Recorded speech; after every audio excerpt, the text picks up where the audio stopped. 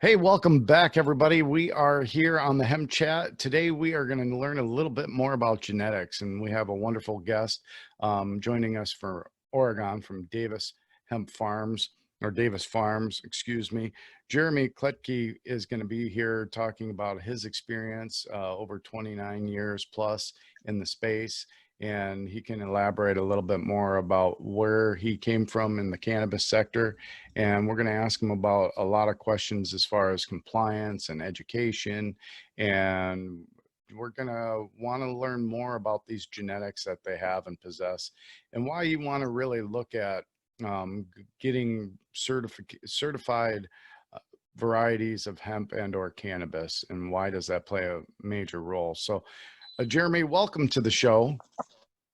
Thank you for having me, Derek. I appreciate the opportunity. Yeah, please tell us a little bit about your background, your experience, and what got you into this crazy, wonderful world of hemp. You bet. You bet. So as a youth, I had the opportunity to travel a little bit and saw pretty quickly that cannabis was part of our culture for a long time. The hash culture has been around for millennia. That immediately piqued my interest as to how this plant evolved parallel to us, and started this long journey that I've been on since I was about 19 years old. I'm 48 years old at this point. Led me to work with the Swiss government in the late 90s, producing at field scale CBD and THC 1-to-1s, and then opportunities in Holland working in glass houses, and then on to the Czech Republic until about 2007 when I landed back in the States and started into the medical cannabis world here in Oregon. Had the opportunity to operate under that regulatory structure, and we were naturally drawn to CBD even at that time, and became known as the premier producers in the state of Oregon under the medical program of ratios of 1-to-1, 2-to-1, 10-to-1, and 20-to-1 CBD to THC varieties, which all have a plethora of benefits to human health.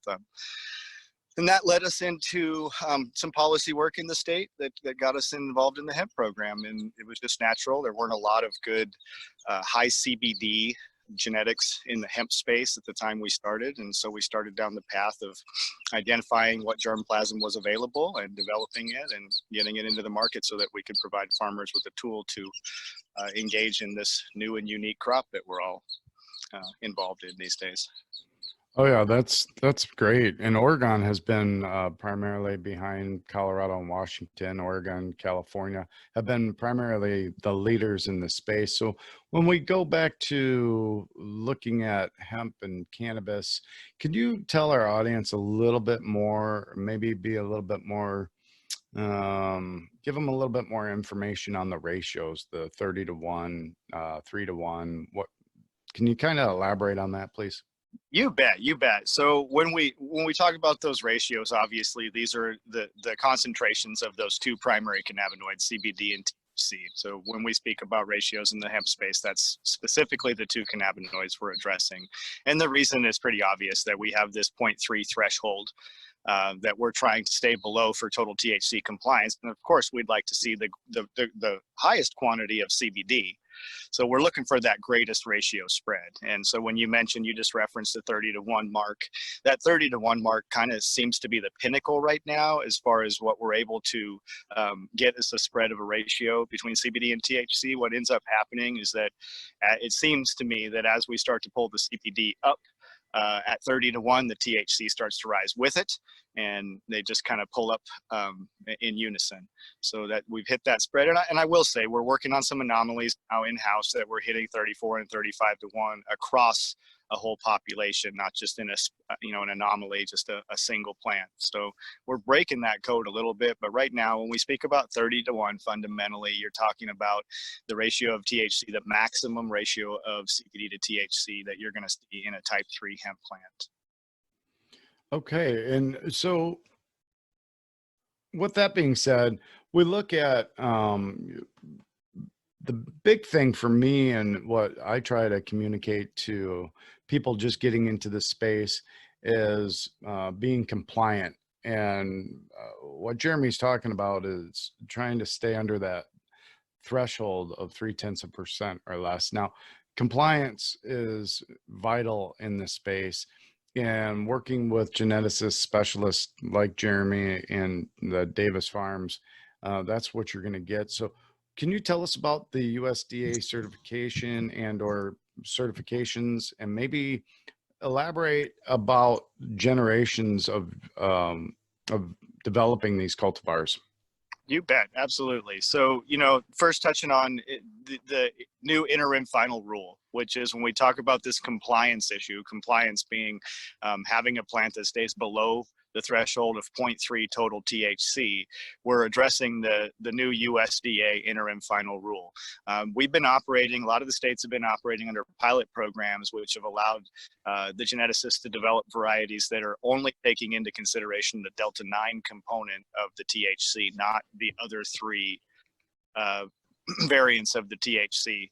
So now that we have this new IFR, they're looking at the total THC instead of just the Delta 9, and it is going to be a 0.3 threshold. Along with that comes some, you know, unique new components to that law that turns out. So you have this measurement of uncertainty, they're calling it in the IFR, which means that your labs have some variability to them when they do your COA. So they're going to give you a little fudge room, and generally that's going to, looks like it's going to be about 400ths or 500ths, half of a tenth.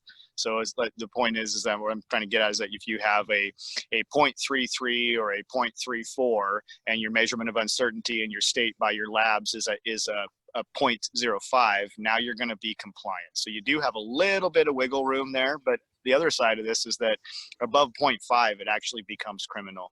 So they've created a new caveat that says, look, if below 0.3, you're fully legal. If you're between 0.3 and 0.5, you're in a position where you can have a pathway to mitigation. So they can just embargo or destroy your crop. And if you're above 0.5 now, you actually are looking at some federal charges once this or potentially state charges once this interim final rule is implemented. And it looks like it will be implemented it will become final rule on November 1st of 2021. Okay, so compliance is key, people. And you may have heard a term in Jeremy's language just now of COA or C of A. That's a certificate of analysis. So how often are you testing these varietals, and on your tried and true process? I mean, you got these producers over and over. Can you tell us a little bit more about that process? Yeah, well, I mean, what I'd say is that you touch on testing. So testing and certificates of analysis. So looking for cannabinoid potency. And a lot of these people are talking about testing early and testing often. So that, and when I say these people, I mean other geneticists in the space, other seed producers in the space will talk about, and compliance being the crux of the issue. But the way to stay compliant, testing often and testing early. What they're not acknowledging there is that you need a plant to go to full maturity in order to gain all the expressions of it, and mostly just to gain the full hard weight out of the field. You know, you can lose up to 25% of your hard weight just in harvesting 2 weeks early. So, you know, something that goes to full maturity is absolutely what you're looking for, and you need to be looking for varieties that are going to stay below 0.3 at full maturity. So watch out for test early and test often. It seems to be a common line in the space these days. Absolutely. And if you're not out there doing these tests, you're probably not on a good path of success. And I want to ask a question as far as when you go around and you order seeds from you, if you're growing them in Oregon, what does a farmer have to take in consideration in, let's say, I don't know, any state, Florida? So we're going cross country diagonal. What do we have to do special with these genetics if somebody were to purchase them from you? Well, the first thing you want to do when you're talking to your geneticist is you want to ask them about the plant's agronomic traits, meaning are they good for your bioregion or microclimate? A lot of these genetics are being sold just on cannabinoid content, and we aren't really getting into the details of whether or not the plant will produce in my region. So that's the first thing you want to talk about is, hey, is this plant going to be viable in Florida? If you bred it in Oregon, how is it viable in Florida? And then, from there, I guess we talk about the regulatory structure a little bit. So as far as us moving seed to Florida, we have to have a license to produce the seed in the state where we operate. And then, of course, we have to have a license to sell the seed in every state that we're operating in. And those come with some requirements, including seed labeling requirements. These are the kind of barriers to entry that will be good identifiers to you guys purchasing seed out there, as far as who's a fly by night and who's here to stay. So definitely look for people that are licensed and registered in your state, and certainly make sure they're licensed and registered to produce seed or breed the state where they're operating out of. Yeah. And hey, listeners, if you go to davishempfarms.com, you can see everything that they offer on their website. You can learn about them. They have a blog and education, and they have a catalog of what type of cultivars that they have done successfully and in their developments. So I want to ask you, from somebody that's just joining us, learning about hemp from the first time, can you explain the difference between feminized, non-feminized, regular seed, and so on? Yeah, absolutely. So the cannabis plant is a unique plant in that it's a dioecious plant. So the plant can be male and female. And in the field, when you're talking about hemp, you're really not interested in the male for cannabinoid production. I mean, if you're doing grain production, you're going to need some pollen to help you seed the plants and create grain. But when we've got into this cannabinoid production, or CBD or CBG is a new one you're hearing about, we're definitely talking about, I lost my train of thought, Derek, if you want to give me that one. Oh yeah, that's all right. You were just kind of going over the different varietals and the About feminized. feminization, Yes, about feminized and non-feminized, and males are no good and women rule the world.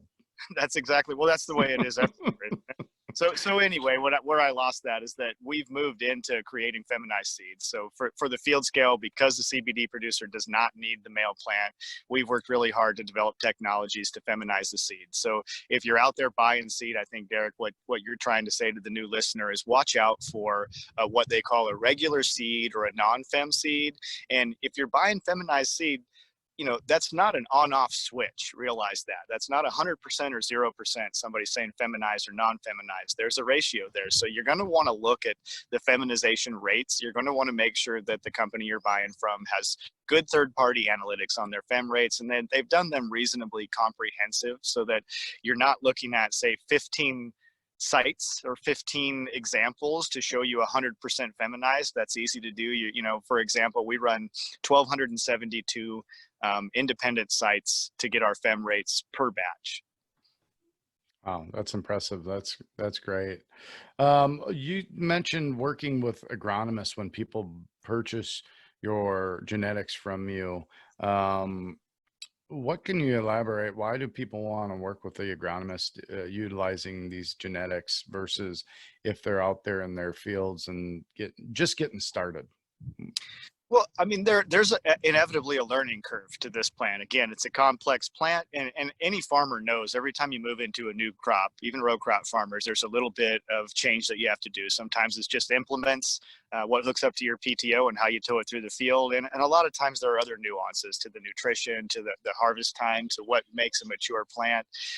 So having somebody on deck with you that can support you through that is a really good idea. And this is a good moment for me to say, Derek, this is one of the things that we understand, is that this being a space in its infancy, and us having the experience that we do on site. So in our staff, we have over 60 years worth of cannabis experience.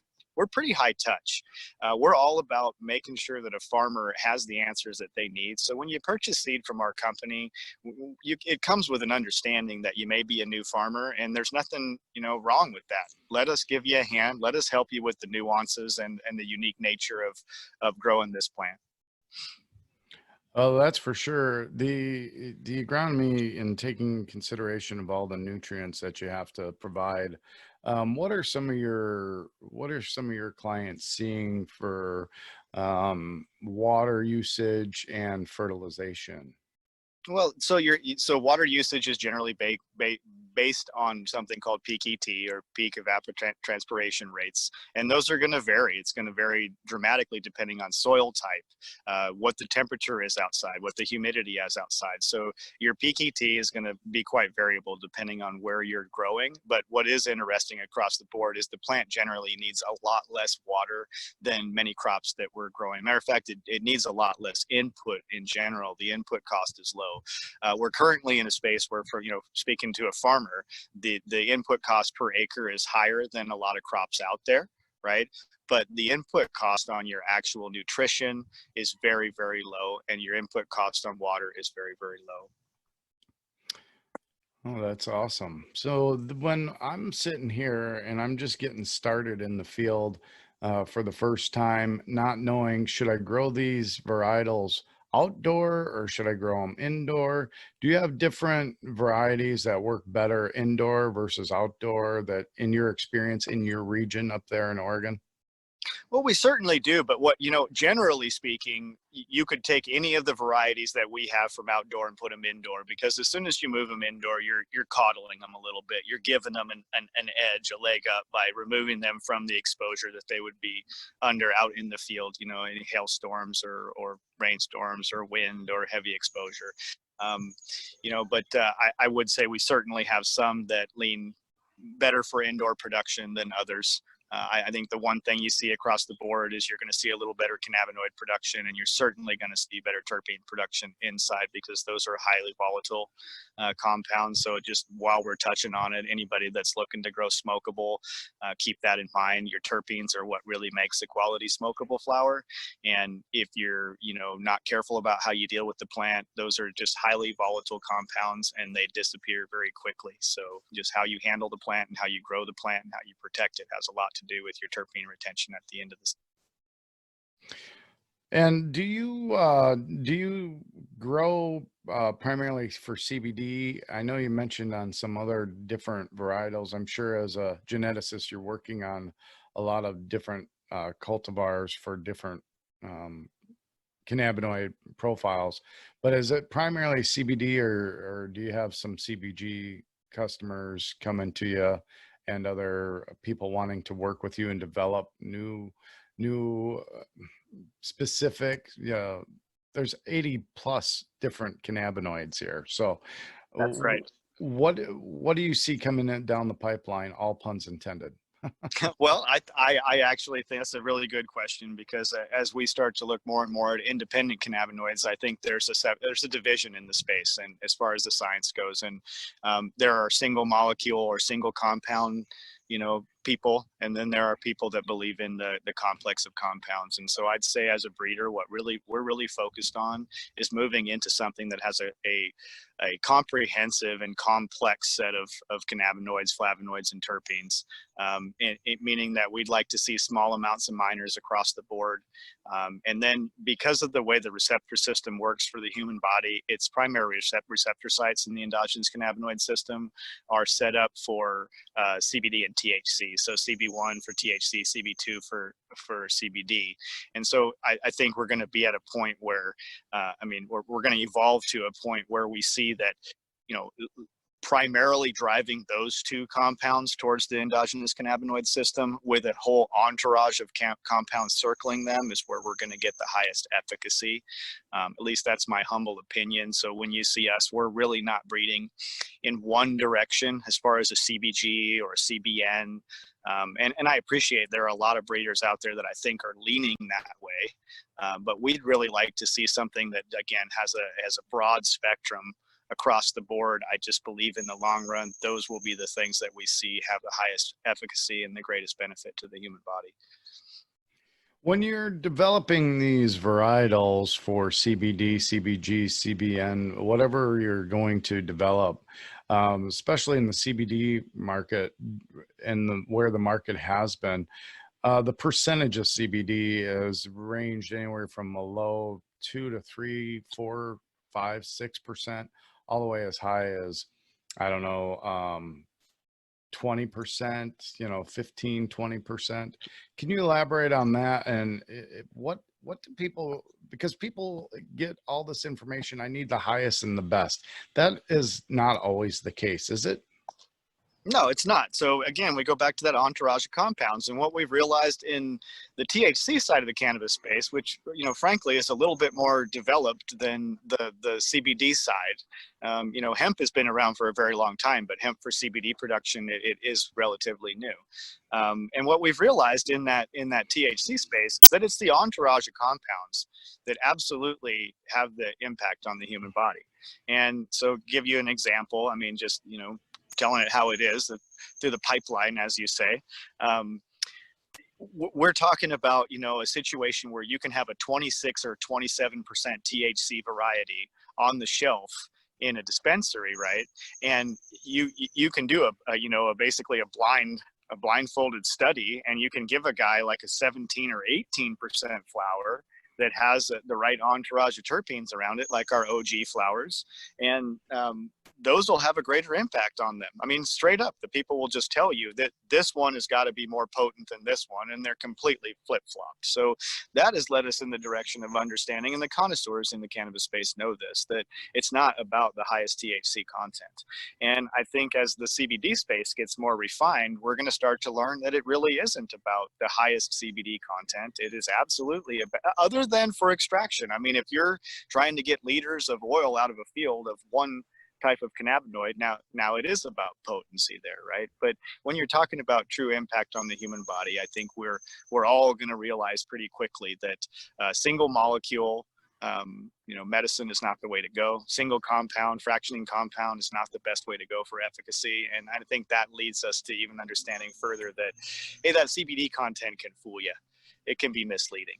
It very well can. And in this space, if we look at, and when I'm on stage and I do my education out in the public, I let people know that we evolved with this plant. We didn't have all the technology and all the data to, I mean, sure, there was probably breeders back in the day that were doing and mixing things together. However, we just were forager gatherers, right? And so we ate this, and it worked.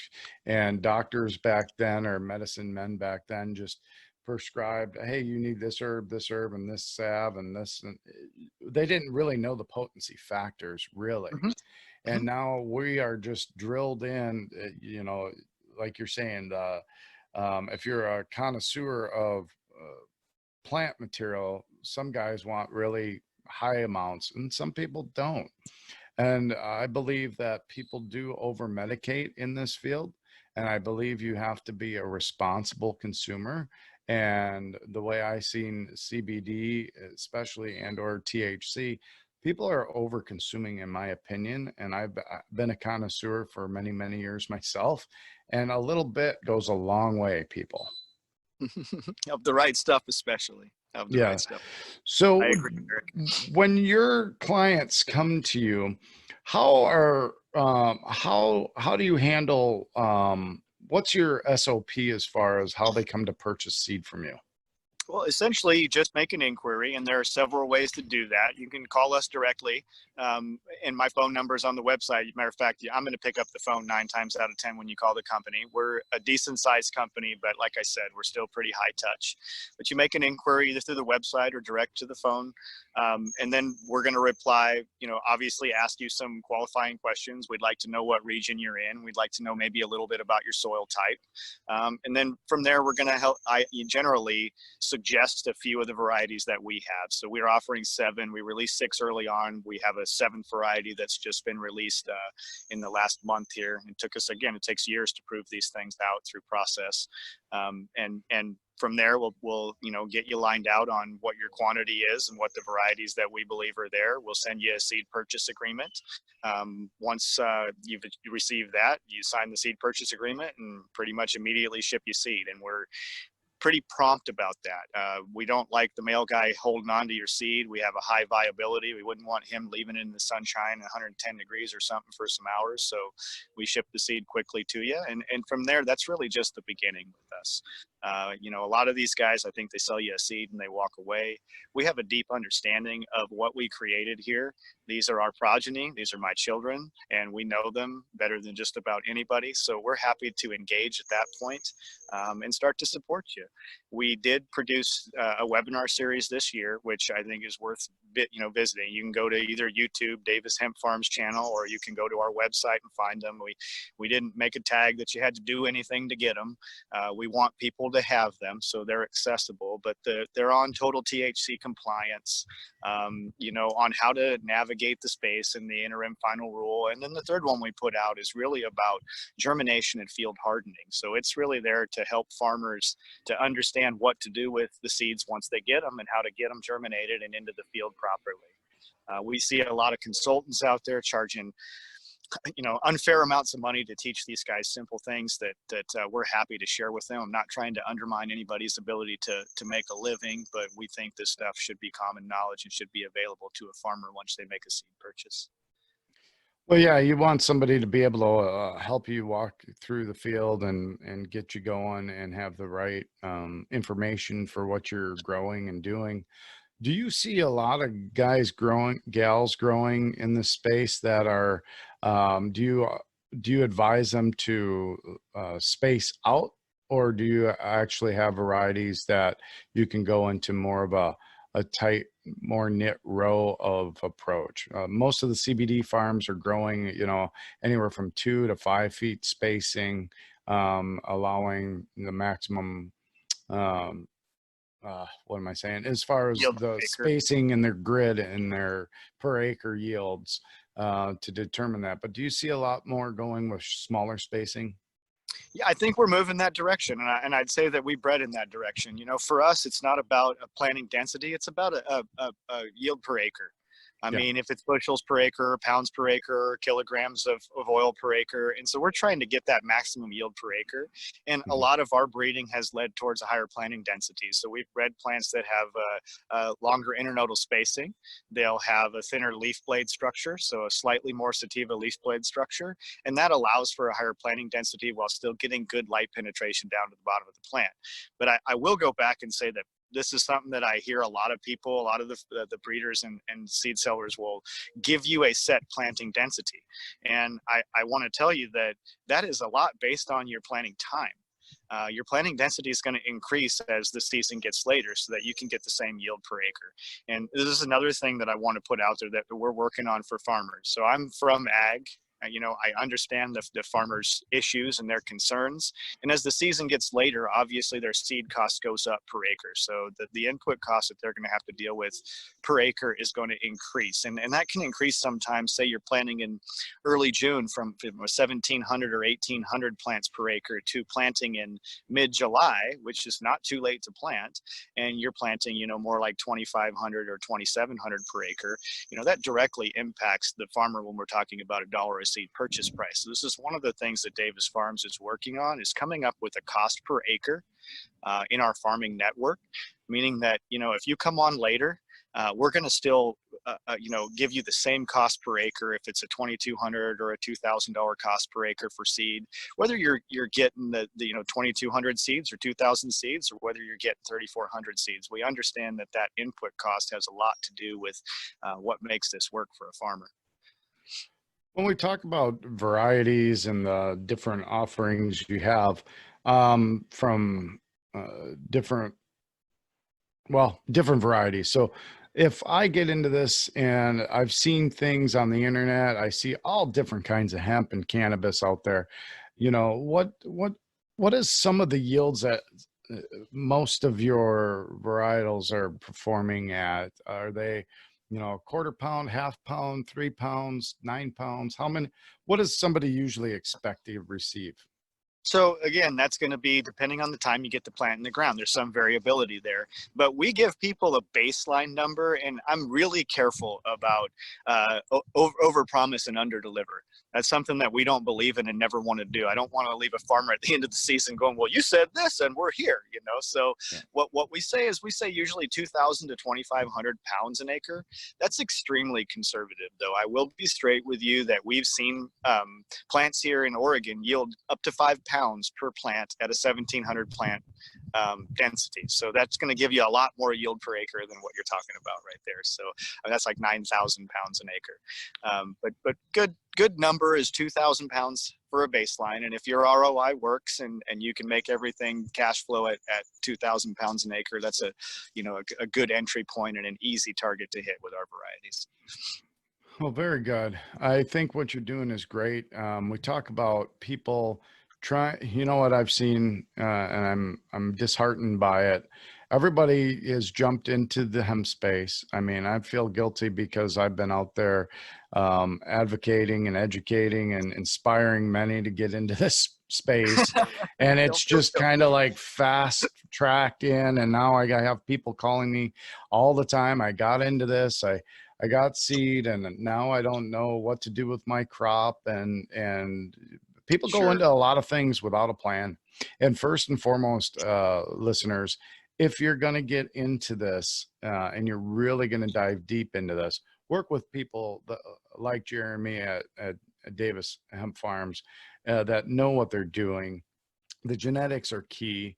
We have people that have started and then they go ahead and develop and they try to crossbreed. They get two things and then they're trying to sling seed out there that, hey, this is a new cultivar, blah, blah, blah. They have not done the research. They have not done the years of generations to make sure that these plants are what they are going to be. So you've got to work with professionals that have years and time invested in this, not for them, but for you. Risk mitigation at all levels in this space. It's highly volatile, and you need to work with professionals that know what they're doing and can allow you to have the information needed to be successful in this space. And that's what Jeremy and his staff have done out there in Oregon. And my hat's off to you guys for doing what you're doing. Okay. Misinformation will sink you, and people have been burned in this space. And we're bringing things up a notch, and it's always education number one, but you have to work with individuals that know what the hell they're doing in the space. For sure. And genetics will be the single most important decision these guys make. And we've seen too many people get burned on bad genetics. So you're absolutely right, Derek. In this new space, there's a lot of snake oil. Stick with the people who know what they're doing. They're few and far between, but you can certainly source them. I appreciate you, Derek, very much for getting us out here. Yeah, no, greatly appreciate it. And all the varieties that you have, do you have uh, do you have like hundreds of pounds, thousands of pounds? What type of amounts do you have? So if somebody calls in and they're wanting seed now, do you have a lot available or? Yeah, so we are a relatively boutique producer. I see a lot of guys scale and try to produce hundreds of millions of seeds right out of the gate, and we're a little bit different than that. I don't like putting the cart before the horse. I like to tenuously enter into anything. So I'll be honest, we only produce about 13,000 acres worth of seed a year. That's a drop in the bucket for what's going to be out there in the marketplace. And we produce very high quality seed at that scale. But yes, we're in a position where we don't have a ton of seed. We can certainly help a number of farmers out, but yeah, we generally sell out every season. Oh, good. That's good to know. I like that. And then you can stay more consistent on what you have in your offerings. The other question is, do you sell just seed, or do you have clones or starters, or what else do you have for clients?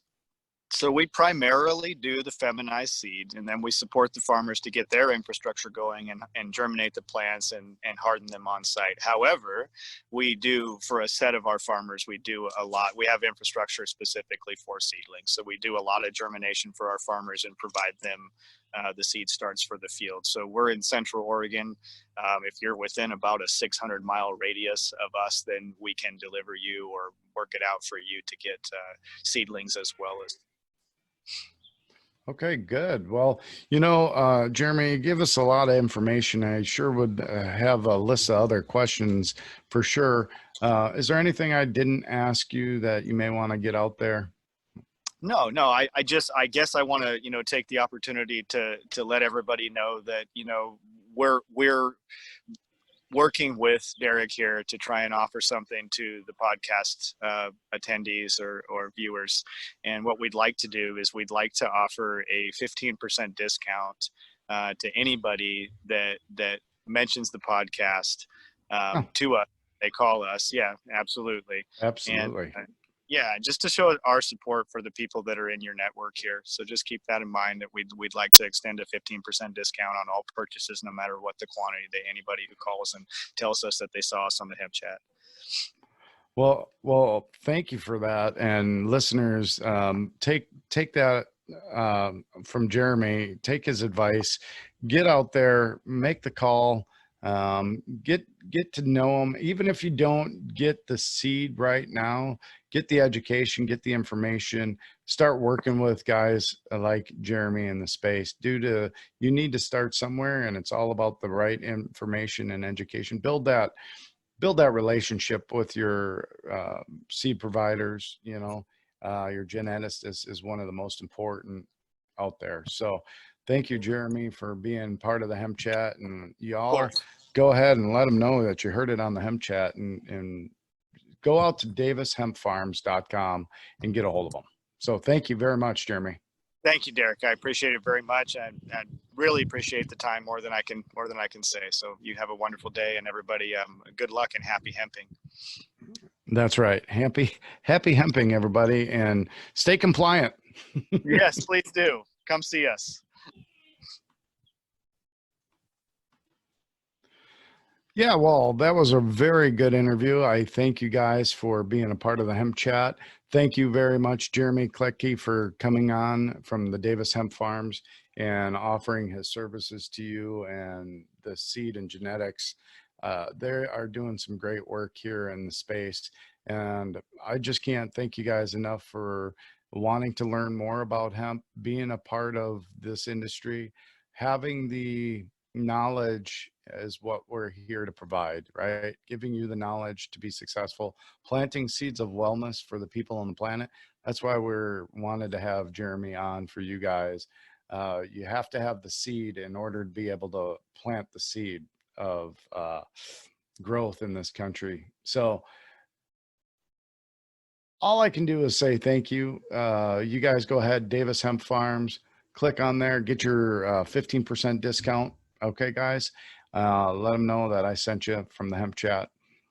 You guys keep being better through everything that's going on with COVID and everything. Just love one another, be out there, support one another, learn from each other, thrive to be better. Okay, guys. And as always, thank you for your time and being part of the Hemp Chat.